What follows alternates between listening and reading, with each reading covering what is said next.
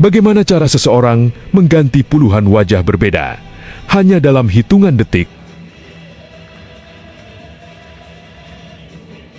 Ini bukan trik kamera atau efek visual. Ini adalah tarian. 变脸 Merupakan seni merubah wajah legendaris dari operasi Cuan Tiongkok yang sudah ada sejak ratusan tahun lalu. Biasanya mereka ini belajar secara pribadi perorangan. Kami mengadakan ini kurang lebih peserta sih ada 50 totalnya. Dan mungkin pertama di dunia saya mendengar gitu.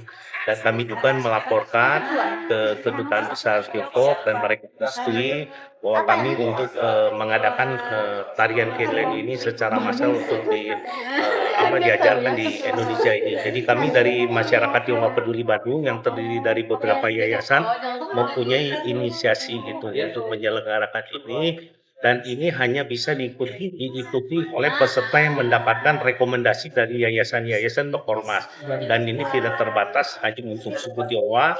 Dan ini bukan berdasarkan pelajaran ini berdasarkan suku, ras, agama, dan lain-lainnya. Tujuannya kami ini, kebetulan kami ada istilahnya ada yang mempunyai inisiatif Infoni, seorang guru juga untuk mendatangkan pelatih dari sana. Tapi di yayasan kami ini tidak hanya tarian Kinlen, kami ada barongsai, ada catur gajah, ada kaligrafi dan macam-macam kesenian seperti cara menyeduh teks dan apa-apa. Jadi tidak hanya memang awalnya saya mendengar dan melihat dari sejarah bahwa ini awalnya sangat tertutup, diajarkan pun hanya kepada keturunannya dari keluarga itu dan hanya untuk laki-laki.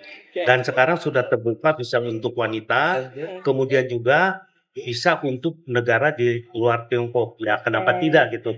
Jadi kami dari yayasan tidak hanya kebudayaan Tiongkok, kalau memang ada yang menginisiasi apapun akan kami akomodir lah gitu, apapun gitu. Lutut sejajar dengan mata kaki. Kaki yang belakang lurus, kaki kanan. Awalnya cuman disuruh doang kan, kayak ditawarin gitu, cuman lama-kelamaan kayak tertarik gitu. Kayak ini dari budaya lain kan, bukan dari budaya kan, aku sebagai Islam, ini Tionghoa kayak buat menghargai, saling harga gitu, kayak penasaran juga.